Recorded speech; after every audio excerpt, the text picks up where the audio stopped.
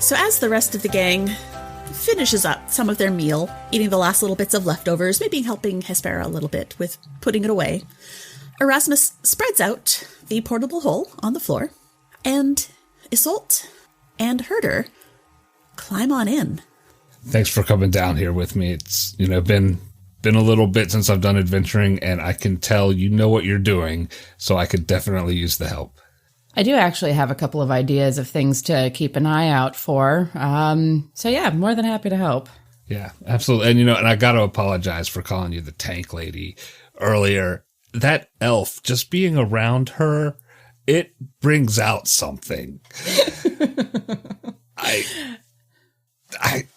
I'll try better. You're fine. I have certainly been called worse. Yeah. I'm a bard. I know what you mean. So I'm sure you have all sorts of stories from your time. Oh, I do, and I love to collect stories. You're a paladin, right? Yes. I've met a few in my adventuring, not too many, but my understanding is your lot has a deep devotion to a deity or something.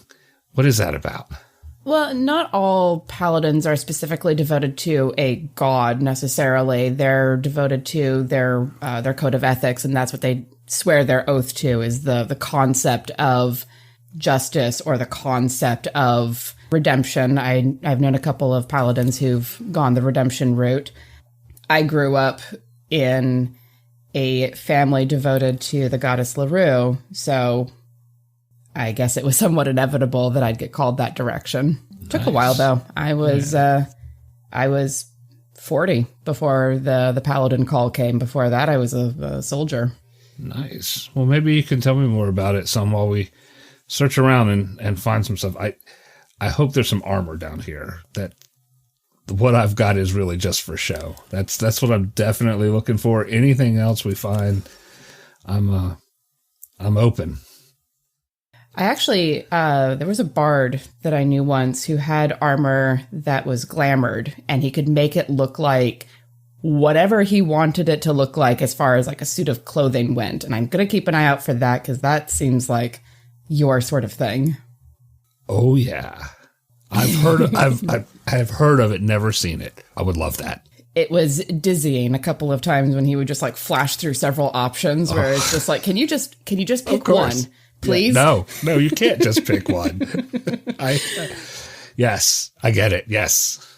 But yeah, when it's not in, because you use a command word to activate it. Oh, okay. And when it's not, it just looks like a set of studded leather armor. So let's keep an eye out for those. All right, keep an eye out for that. And I'll go and start like hunting through the various piles of things. You know, I know it's impossible to ask for any sort of organization when you're just shoveling things in from a dragon's hoard, but this feels excessive. This feels like he meant to make it as bad as possible. Yeah, I've only been around him a couple of days, but that totally checks out. I honestly have no idea how Owen hasn't murdered him yet. Although, in fairness, I've had those party members. I hear you. Yeah. It's a special bond they have, I can tell. While the two of you are looking around, please give me investigation rolls. Oh my god, we're rolling dice? Yeah. Righty. Herder rolled a big old 16. I rolled a 14. Okay. Wait, is that 14 plus 11? Or No. My int 14 total. My int stat is 11. Gotcha. So as you're looking, Herder, you are the first to stumble across what looks to be a fairly battered set of leather armor. There doesn't seem to be anything special about it. It does have some shiny bits to it. Isolt, come check this out. There's some maybe normal leather armor, some shiny bits on it. Is this similar to what you'd seen before? I'll pick it up and hold it up to the light and like shift it back and forth. As far as you can tell, looking at it, this is not a studded leather armor. It's a leather armor that has stuff attached to it. It's got it looks like maybe the heads of spoons. It's a very DIY sort of look. You know, I've heard about people doing things like that. I say heard about. I've had to improvise some armor at least once. Ugh. We didn't have spoons, though. That would have been helpful. If someone was making it themselves, there might be something special here. I'm going to cast Identify and see if that gives us some help. So Hurdur cast Identify. As you're looking at it, with your magical ability there, it really is just leather armor with spoons attached to it. There is one spoon that seems to be somewhat magical, though. And when you focus on it, it looks like it's been damaged by being added to this leather armor thing. But you have the feeling that if you were to manage to pry it off and use that spoon to stir your coffee would taste remarkably sweet. Interesting. So I share this with Isolt. Sounds like we found a sweet spoon. Isolt pinches the bridge of her nose and just sighs. It's like, yeah, all right, fair enough. I wonder if Erasmus, with that plate that he has, maybe he wants a matching spoon to go with it. I really need to get that plate away from him. But it seems like a cool item. It reminds me of the spice pouch that I got for a friend of mine once. He was always cooking for us on the road, and so I got him the spice pouch that is pretty much never ending. Oh, that's helpful. So he could always make us good food. It was a little bit selfish, I won't lie. There's nothing wrong with that. And looking after your own self-interest while appearing to be magnanimous is a beautiful trait. I mean, it's at least useful. I think you and I are going to get along well. So I will get you a stat block for your spoon of sweetness. All right, oh my God, I love this. And maybe we can trick one of the other folks into wearing the spoon armor too. Let's convince them it's magical. I'm not very good at lying, but I'll back you up. Okay, all right. Not the elf though. I think she would catch on. Pretty quickly. She does have a way of seeing through things. It'd be funny to get Erasmus to wear it, though. I was going to say, he seems to be down for a good time. He does tend to be, as the kids say, down to clown. All right, I'll figure up a story for him. Brilliant. Well, let's see if we can find better armor for me, though. Yes. Yeah, let's see what we can find. You continue looking around, and Hurdur, your attention is very quickly caught by a book. Oh, yeah, I love books. Found a book. Don't get too lost in it. That does happen. I pick it up, I look at it. What is this book? It is a fairly small book. It is Rickle Axeger's Pocket Guide to Adventuring, 3rd edition. Ooh, I found an adventuring book, and it's a pocket guide. It's pocket-sized? It is pocket-sized. A pocket-sized pocket guide. I'm going to stick it in my pocket. This is going to be great reading material as we go adventuring. I have to ask, do you specifically stick it in your breast pocket like you just gestured? Yes, I did. I just gestured. If I have a shirt or a vest or a cloak or something with a pocket up around my chest, that is where it's going. Well, at the very least, it might catch an arrow. There you go. I like it. And I mean, it's been a few years since I've been doing the adventuring thing, so dusting up on some skills would be good. So does Hurdur recognize Rickle Axeger, the author, or is he familiar with this book? Is it previous editions or anything like that? Yes, you have seen other books, other Rickle Axeger's pocket guides. They're kind of like a dummy's guide to things. Okay. But less offensive. Okay. And you had seen several of them in Hespera's library upstairs. Okay. Or downstairs. There were several of the books by Rickle Axeger in the Beholder's collection. I think this might be part of a set. We'll check it out when we get back up. Maybe that'll, if if we talk about books again, that'll give Hesper and I something to look up. I'm just going to keep my mouth shut on that one. Yeah, okay. All right, well, keep looking. Okay, both of you go ahead and give me another investigation roll, please. 8. So that's a natural 1. So a 3. Okay. Okay. You are having to push aside a lot of coins. There are a lot of coins in here. Like, a lot of coins. The good news is that you guys are never going to have to work hard another day in your lives. You are so set for the rest of your retirements. All of you will be fine. Even if you live very expensive lifestyles, you'll be fine. What if I like a battered breastplate and start shoveling them into a pile of just the coins? Like have the coins separate from everything else and just start that pile? As you are doing that, you're about to toss a shield full of coins to the side, and you see something that looks a little bit off, and you reach down, and it's a gold ring. And as you look at it, it's fairly simple on the outside, but on the interior is a name etched. And it says Auran. Auran. Pick it up and turn it on my finger looking at it.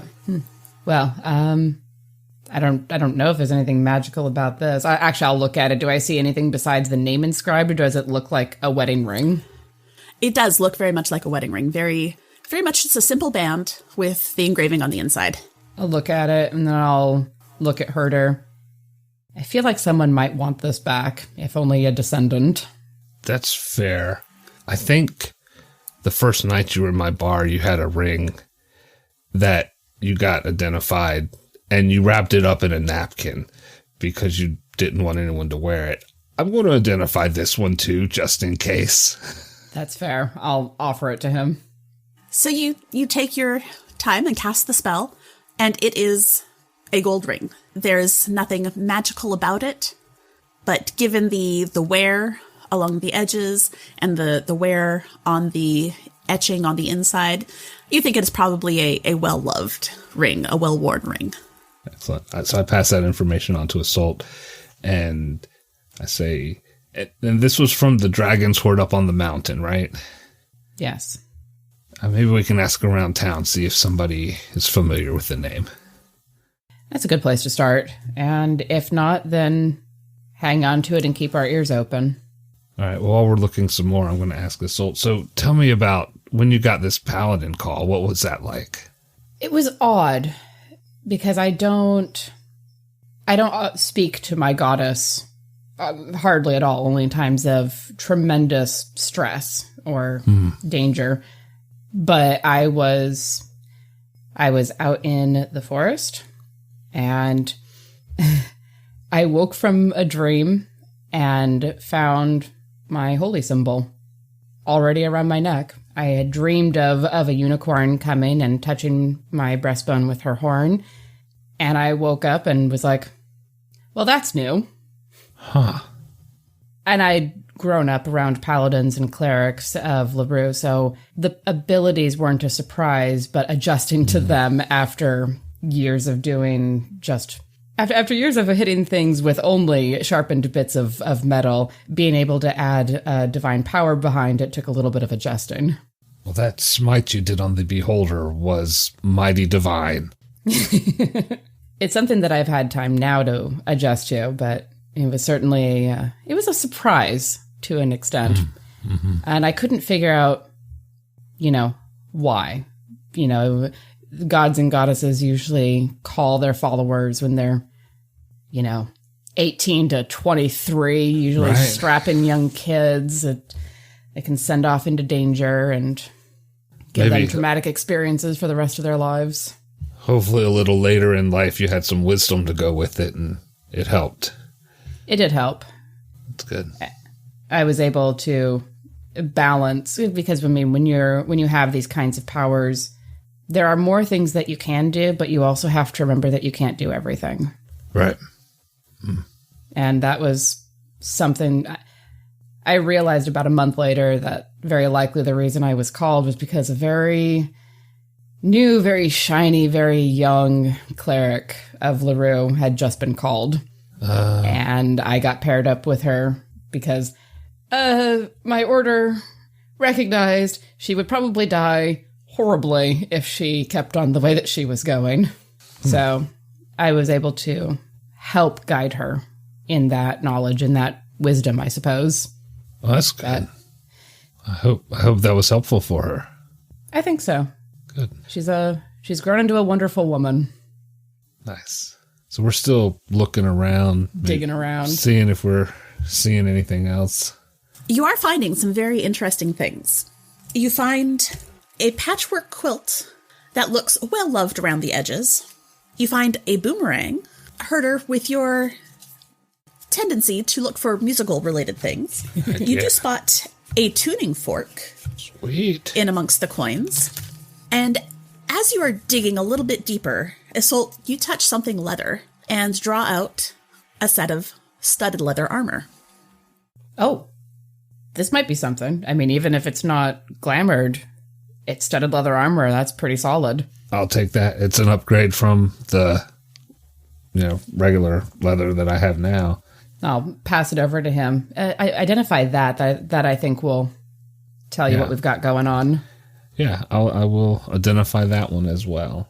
Using up all of my slots, knowing that I'm going to sleep well tonight and recover them. That is indeed a glamored leather armor. Hey, you were right, Isolt. Hell yeah. Now, I'm very excited about this, to be honest. You said that there was a command word for it. How do I figure what that is? Well, sometimes when you buy them, they tell you what a command word is. I have long held that that's what merchants tell you. Uh-huh. I think it's more that you connect to it, and then you tell it what the word is.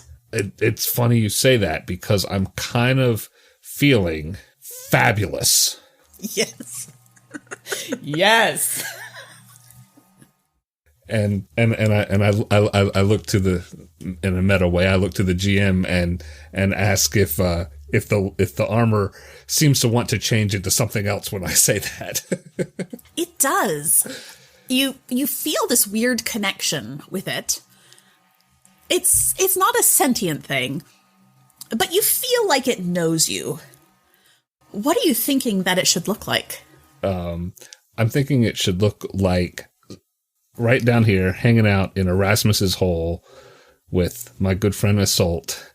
It is like the finest royal apparel that a king or royalty would wear to enjoy this beautiful, delightful area. That is exactly what it turns into. Rich purples, deep reds, flowing, soft-looking fabrics. The whole 9 yards. Oh shit, Isolt, this kicks ass. That is amazing. So how long do we wait before we tell the rest of the people that it can change? I will leave that to your discretion. I think you find the most comedic moment to make it change, obviously. Probably without even trying. Oh, that's awesome. This is great. Okay. Anything else you want to look for while we're down here? I like the boomerang because I've realized that I will do better not getting up close in combat. I want to throw things. So I will probably pocket that. Are you going to continue digging around a bit? Yeah. Let's see. I got some armor. Got a boomerang. We can see if there's any other ranged type of weapon in here that appeals to you. The boomerang is pretty cool, but or anything interesting. Yeah, we'll search a bit. Yeah, probably spend another 15 minutes or so digging around, not going super in depth because now we found what we were looking for, but looking around. Be nice to go back and let Erasmus know what he's got in his hole. A lot of You find coin. a few more interesting things. You find another spoon, a pretty engraved teaspoon. You find a metal branding iron with a lizard tail design on it. Ooh. You find a scabbard that has the hilt of a sheathed weapon sticking out of it, but it's a strange shape. It's not a shape you're familiar with. You find a music box that, when you open it, has a porcelain warlock inside spinning in circles. You find a crystal doorknob. You find a letter opener made of ivory, a great number of scrolls, a wineskin, a pair of goggles, a wand made of pale wood, a toy galleon made of walnut with little metal cannons that look like they might actually work. Do I torment my children and send this to them for their children? And Hurdur, you nearly trip over it as you are stepping through what you think is a pile of coins. But your foot catches something. You look down, and it is the neck of a lute. Nice. All right. Let's keep all of this stuff. Bring it up. I can identify things or whatever. I love this lute. A lute and a tuning fork and a book. It's like... And a boomerang. And a boomerang. It's like Erasmus's hole was made for me.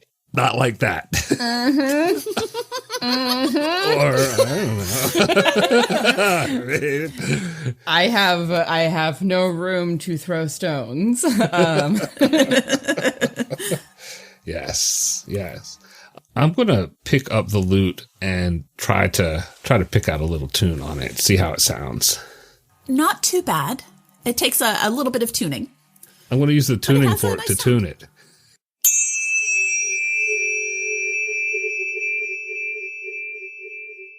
You are proficient now with a lute. Nice. I tell hey, I tell everybody I'm good at everything, but between you and me, I've just been okay with a lute. I'm damn good now. Wow. I think it's the fork. I eye the fork suspiciously because I know of at least one spell that uses a tuning fork, and that worries me. So, Greg, just for you to make a note, with this particular lute now, anytime you play this lute, you have advantage on performance checks with it. However, if you roll a 1 on either of the die in your performance check, the instrument will catch on fire and be destroyed. Sweet. Love a good bit of danger with it. That's not too bad, actually. I mean, given how bad natural ones can be, that's the worst. That's a performance in itself. Hurdur can turn that around to his advantage. Cheers to that, mate. Yes, I'm very curious about this wand and a couple of other things in here. So I think it's a good idea to get some of this upstairs. Yeah. Oh, if you want to identify it before we go upstairs, I've got plenty of slots. Oh, as long as you're not out of power, yes, yeah, absolutely. I'm good. Let's check this wand out. It is a wand of healing. Oh, damn. It has 10 charges. Hanging around with you guys. I'm just going to say this blanket. As Hurdur identifies stuff, he immediately tells Isolt about it. I didn't figure there was a reason for him to hide things. Yeah. Unless something comes up that there is, and then I'll tell you that I'm not sharing that. That's fair. But so hanging around with y'all are running into some big ass stuff. And I'm kind of like your puppy dog. A wand of healing is... I am happy to have this in my pocket. It seems like a very useful thing. Yes. Not least Excellent. Because I think I'm the only one with healing abilities in the group. I'm fairly sure. So, if... I do have cure wounds, but... Very helpful. Seriously, that has been the difference between life and death sometimes. Right. Awesome. All right, so I love this wand of healing. I am going to... commune with this toy galleon. It seems cool because I saw the boat that you gave the elf to go across the river, and maybe there's something going on with this galleon. It's always possible. People are coming up with new and strange magic things all the time. So you examine it. It is not magical, but with this identify spell, I will say that you are able to determine that there is a small hatch in it, and if you open it up, it is filled with tiny cannonballs, and you are able to very quickly figure out that you can put the tiny cannonball inside the little cannon, and there's a little nubby thing that you can flick, and it shoots out the cannonball. Oh my gosh. How far does it shoot it? Roll me a d6. It's a 6. It goes 6 feet. All right. Oh gosh. Does Hurdur think it might hurt people if it hits them, or just annoy them? You think it will only hurt them if it hits them, like, in the eye. Awesome. It's not a very strong force, but, you'll poke your eye out. Yeah, it's like an airsoft. Nice. All right. Let's, I'll put that in my pocket. That's gonna be fun sometime. Let's identify these goggles. Yeah. Okay. You look at them, and they are tiny goggles. They're normal sized, but they are tiny goggles. Hurdur, do you put them on? Yeah. Hurdur likes to check out things. Okay. By sticking his head in there first. When you put them on, you shrink. You shrink until you are a 1/4 inch tall. Your creature size is now tiny. You retain all your abilities and stats and look identical to your normal size self, but a 1/4 inch tall. The only change is that your hit points are reduced to 1. Ouch. All right, so Isolt can see me as I shrink down to 1. Put me in the galleon. I'll reach down and very gently pick him up with between thumb and forefinger, and then place him gently in the galleon. I'm going to shoot a couple of cannonballs. It's hard. They are giant compared to you now. The cannonballs are the size of you. This is fun. All right. Take me off the galleon. Gently pick him back off, because I've been leaning over looking at this. All right. When I see that Isolt has backed away enough, Hurdur takes the goggles off and hopes he returns to his normal size. You do. You return to your normal size and your normal hit points. Whew. That was fun. I really want those. Well, here you go. You can have them. Thank you. Can you imagine the sorts of situations that I can sneak into as a tiny, tiny paladin and then take goggles off and suddenly I'm not a tiny, tiny paladin anymore? Giant clanky dainty. Relatively. Well, I mean, I'm wearing plate, so yes. Nice. I will get you the stats on all of these things Sure. when we're done. Let's take a look at that letter opener. Sure. Okay. It is another one that when you look at it, it is a finely made ivory letter opener. It is used to open letters. Sweet.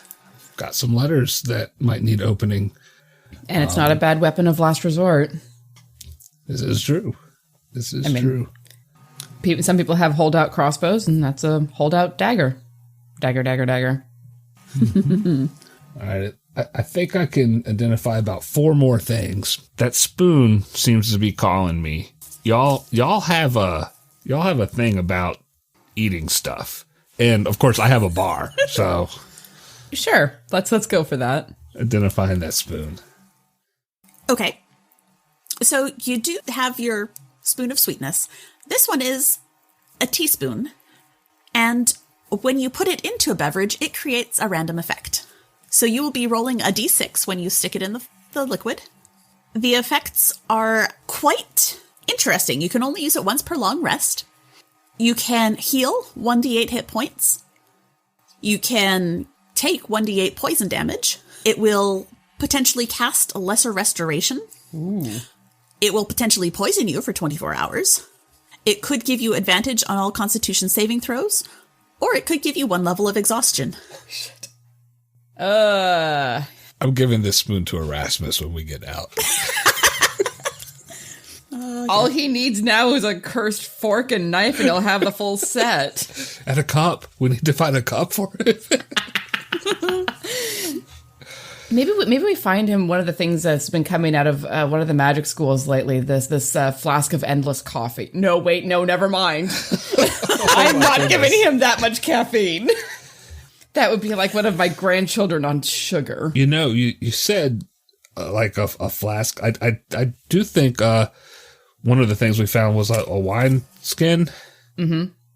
Let's identify that. Sure. Maybe that'll go with Erasmus's set. This one is a wineskin of good wine. It has 10 uses total. If you use your action to drink from the wineskin, you regain 1d6 hit points. You can also use your entire turn, including movement and bonus action, to chug from the wineskin and use all 10 uses. However, you are now magically drunk. It comes along with being poisoned because you're magically drunk. You are immune to being frightened, and you gain 5 times your level in temporary hit points. Oh, okay. All right, so I'm just going to tell you, I see this happening sometime down the road. I'm going to chug all this wine, get magically drunk, and then swallow the panic button. I'm just going to... If you see me starting to chug and you don't think it's a good idea, go ahead and stop me. Deal. Goodness gracious. Oh, goodness. Yeah. All right, I have a couple more slots available. I do recall you said that there was a bunch of scrolls. Yes. Take one and sample, or I will look at it, see if I can see what's going on before I decide if I need to use an identify spell on it. So for these scrolls, I'm not going to make you cast Identify, because they're all labeled. Labeled scrolls are the best. That's wonderful. There are several more scrolls of various anatomies. I think you'd already seen the ogre anatomy. There is a halfling, there is an elf, there's tiefling that is scratched out, and beside it says maybe tiefling.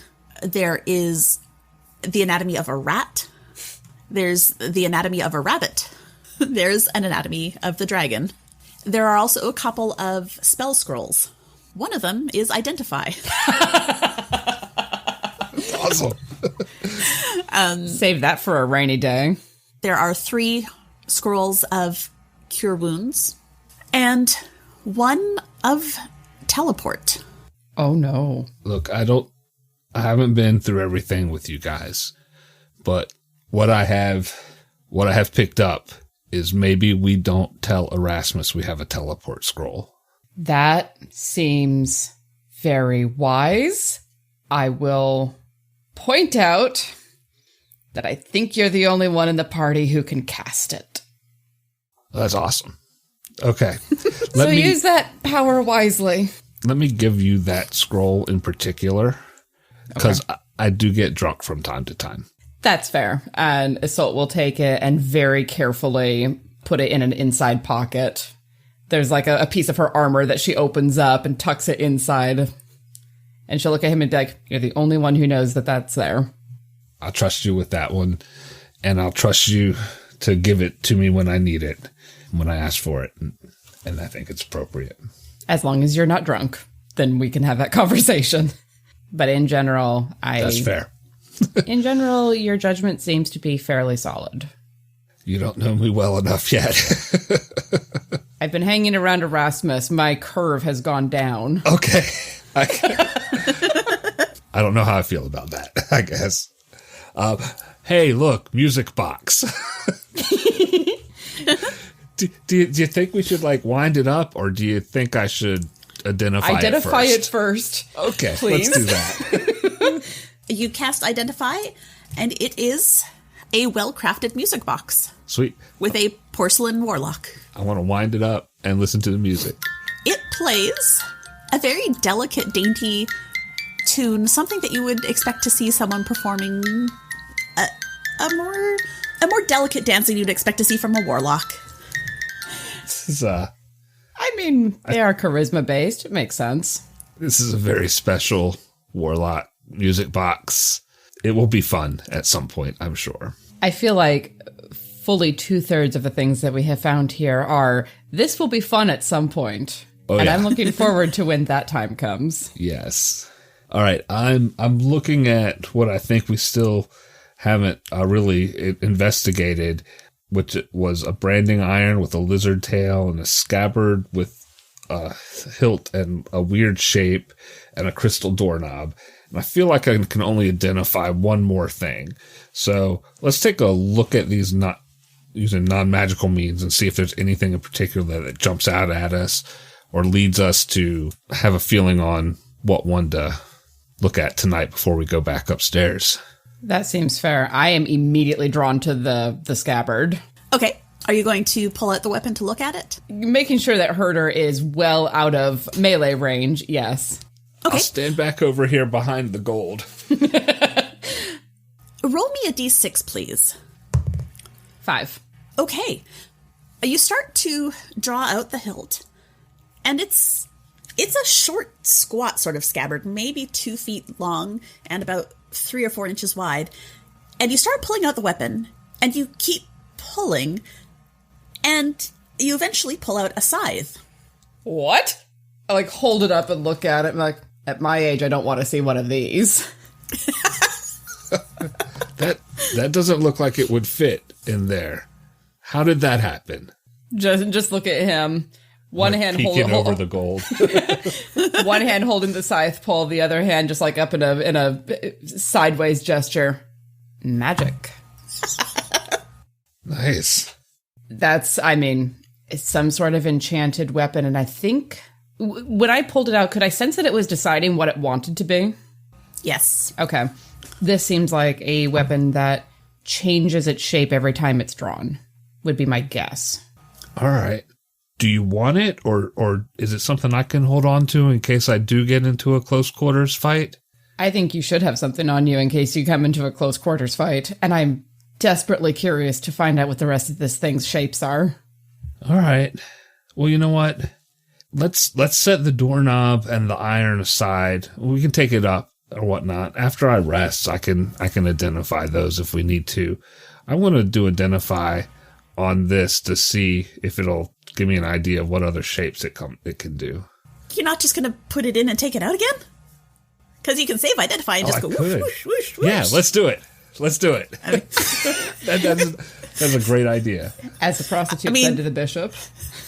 You're in the hole. You might as well go in and out. Absolutely. Well played. Well played. All right. Hey, so do you want to take turns pulling it in and out, or do you want me to just do it all? Well, I did the first one, so you go ahead, and we'll see what happens from there. It's my turn. Okay, roll me a d6. I got a 6. You pull it out, and it turns into a great club. Wow. It's a little bit big for you. That's great. Like, thunk. Get out. I put it back in. I push it over to Isolt. Here, you try. Take it and draw the weapon. Roll me a d6. 2. You pull it out, and it's a battle axe. That's awesome. I knew someone who used these a lot. Wreath sheath it, hand it back to him. 1. You pull it out, and it is a dagger. Oh, that's cute.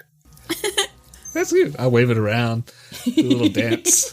I do my dagger dance. You have a dagger dance? Absolutely. You know what? My dagger dance is so good. I'm going to roll a performance. All right. Yes. Let's see how good your dagger dance is. Which I got a 11 plus 10, so I got a 21 on my performance. It is entrancing. Isolt, you are amazed at this dagger dance that you can't tell if he's improvising it or if it's something that's choreographed that he's been practicing for years. Very graceful. Thank you. I like it. It's my special dagger dance. I'll put it back in and hand it to Isolt to try again. I'll take it. The 5 again. Once again, the scythe comes out. Keep pulling it in and out until you get something new. All right, so I will just completely straight face. You just keep pulling, stabbing in and pulling out until I get whatever 3 or 4 is. It also turns into a long sword, and a few moments later, it turns into a flail. This is awesome.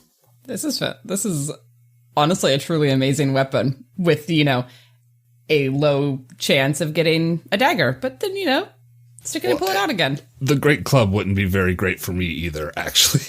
That would be a little unwieldy. That axe still might not be great for you either. Although if you drop it on someone's feet and run away. Yeah. I'll take my chances. It's still like a 50% chance. And you know what? I'm also lucky, so that could help somehow. So I don't know. We have a lot of luck running around our group. I did not. Well, you kind of need it. True.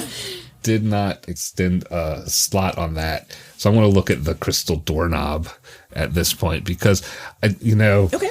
Hespera and I we did a little talking last night, and she was talking about changing some of the decor and doing some upgrades and things like this. Oh, she's already just moved in. Oh my God. Good for her. Yeah, so this doorknob might be nice around the bar or at the house, but I want to make sure it's not going to hurt her while I'm gone. Okay. So I identify and that. you identify it, and it is a beautiful crystal doorknob. I'm going to love that. It is in very good condition. It has almost no signs of wear, but it is not magical in any way, shape, or form. It's just a really pretty doorknob. All right. That's awesome. I'm going to give that to Hespera when I get back up, and I hope she enjoys that. She can pick whatever special door she wants to put that on. And my notes indicate we have an unidentified branding iron and maybe something else that came by too quick for me to write down, but that's it. The blanket. The quilt, right. Okay. Well, we can either take those up with us or leave them where they're easily accessible. Either way, I think I'm about ready to call it for the night. Let's take them up. If I get a chance later, I'll identify them and we'll go from there. This is a good haul. I think Erasmus will be pleased to know some of the stuff he's got. I think everybody will be pleased that we don't have to worry about money again, ever, assuming Erasmus is going to share. But he seems the sharing kind of guy. Well, and we all helped deal with the dragon, so there's an argument to be made, but I don't think that you're one of us now. So, all right. Well, let's go back up. Maybe I'll play a little song on the lute before we go to bed. That sounds lovely. So you head back up and join the rest of the party. Hurdur, as you're playing that lute, you feel a familiar magical tingle, as if you were attuning to it. Oh, this feels good. I'm all tingly on my insides. It goosed you there, didn't it? Oh, I'm good with this. Yeah. You just have no idea what it does. I don't. But all right. Well, I'll set that aside for now, and as we're heading on up, and I think everyone's about to go home, I wink over at Hespera and toss her the doorknob. So we found this down here for you, sweetheart. I think that's a perfect place to end this. That's perfect. Thanks for joining us for this episode of Crits and Knits. Be sure to join us next time, and while you're waiting for the next episode to drop, why not check out our Fiber friends, Fantasy Fiber Arts and Tyga Hilliard.